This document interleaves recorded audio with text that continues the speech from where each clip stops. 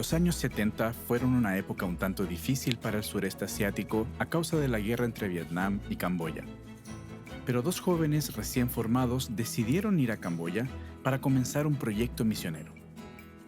Nos casamos y después de la luna de miel vinimos a Phnom Penh, Camboya, que sería nuestro campo misionero por 5 años, o al menos eso creíamos.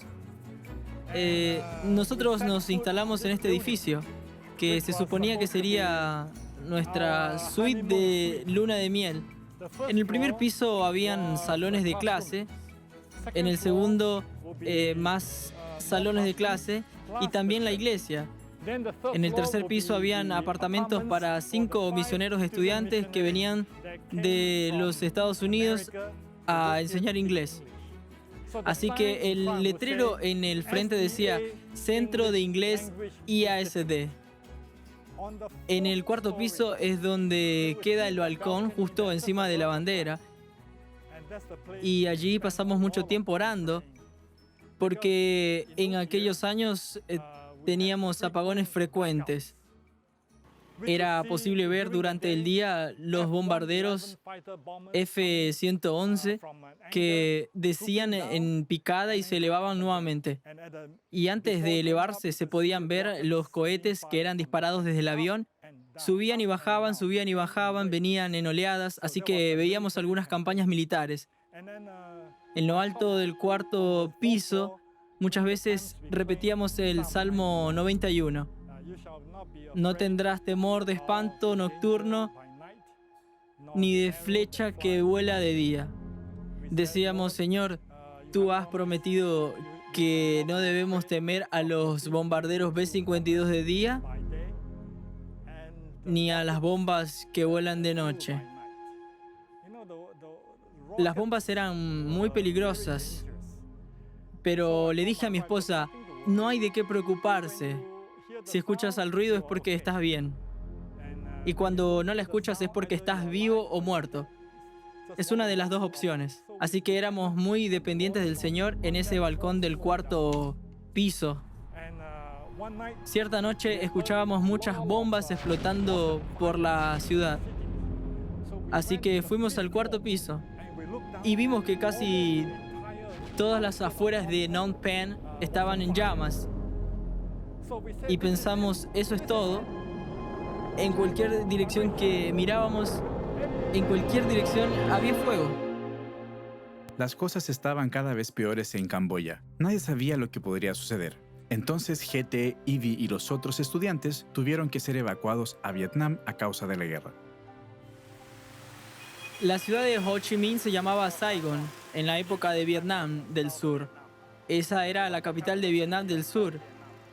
Y fue hacia esa ciudad que fuimos evacuados la primera vez.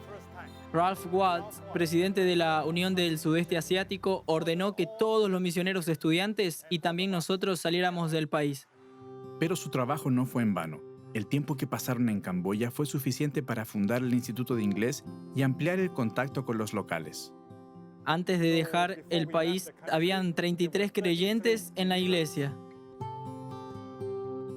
Y la historia no paró por allí. La guerra no impidió que ellos siguieran trabajando. GT, Ivy y los estudiantes misioneros decidieron regresar a Camboya para ayudar a los refugiados. Trabajamos mucho ayudando a los refugiados porque la población de Phnom Penh en los años 70 era de casi 700,000 y durante la guerra, cuando estuvimos aquí, pasaba fácilmente de 2 millones. Así que este hotel se convirtió en un centro de refugio. Visitamos algunas habitaciones y no había electricidad en ese momento. Vimos habitaciones llenas de personas. Estaba oscuro y lleno de humo. Mujeres, hombres, niños, quizás eran 15, 17 personas en una pequeña habitación. Ellos consiguieron ropa y arroz para los refugiados. Pero la situación seguía empeorando. GT, Ivy y los estudiantes misioneros fueron evacuados varias veces de vuelta a Vietnam y cada vez que regresaban a Camboya la situación empeoraba más. Así que durante el día teníamos a los F-111 bombardeando y por la noche eran los B-52. Muchas veces estábamos durmiendo y empezaba a sacudir tanto que nos caíamos en la cama. Era peor que una pesadilla. Así que pedíamos al Señor que aunque cayeran 1000 a nuestro lado y 10.000 a nuestra diestra, que el Señor protegiera nuestra vida por alguna razón. Al final de los sábados, como de costumbre, uno de nosotros o de los misioneros pedaleaba hasta la oficina de correo. Eran casi 3 kilómetros para recorrer la correspondencia. Cierta noche uno de los estudiantes fue y regresó con un montón de cartas más un telegrama. El telegrama venía de Bangkok, Tailandia. El telegrama decía: salgan inmediatamente todos los 5. Quedaban apenas 3 estudiantes misioneros más nosotros 2, así que éramos 5. El telegrama fue enviado por el director de educación de la Unión del Sudeste Asiático, el pastor Milton Farming. Él estaba de visita en Bangkok y todo el sábado tuvo la sensación de que algo se debía hacer por los misioneros de Phnom Penh. Así que por su propia cuenta, sin la acción del Comité de Singapur, nos ordenó salir. En el aeropuerto tuvimos que escondernos en búnkers. Nosotros corríamos de un búnker al otro hasta que nos acercamos a la aeronave y luego corrimos hasta el avión. Aterrizamos en Bangkok. Algunas horas después, cada vez que oíamos un trueno en Bangkok, nos echábamos al piso por instinto, porque eso fue lo que tuvimos que hacer durante 2 años. 2 semanas después, el Khmer Rojo invadió y tomó el control de Phnom Penh y de Camboya. Fue una época cruel y terrible en la historia del país. Cerca de 2 millones de personas murieron en prisiones o campos de concentración.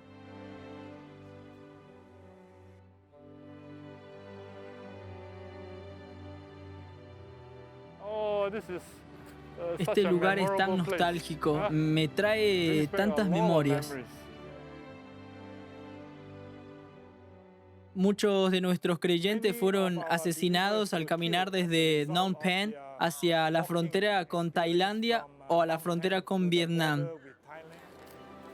Recibí esta carta de uno de nuestros miembros de la iglesia que logró escapar de Phnom Penh. Dice: oro día y noche, no para que Dios me conceda un pedido egoísta, sino que solo le ruego que de alguna manera cada miembro de Camboya pueda reencontrarse. ¡Qué gozo será! ¡Qué alegría será cuando Jesús vuelva! Podremos ver a nuestros 33 miembros que fueron bautizados y permanecieron fieles hasta el fin. De la tragedia surgió una nueva iglesia y hoy hay una gran iglesia camboyana. Incluso existe una misión con una escuela con muchas actividades. Ellos agradecen a Dios por la oportunidad de servirle.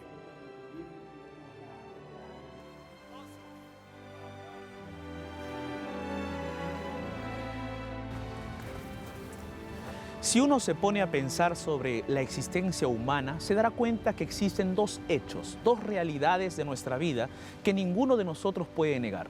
En primer lugar, la realidad es que nuestra vida es temporal e incierta. Creo que la experiencia de la vida ya te enseñó que las circunstancias de nuestra existencia son totalmente inciertas y pasajeras. Incluso nuestro sufrimiento, sin importar lo duro que sea, tendrá un fin. La vida humana, por más que intentemos preservarla o protegerla, llega a su fin. Y esa realidad nos lleva a la segunda.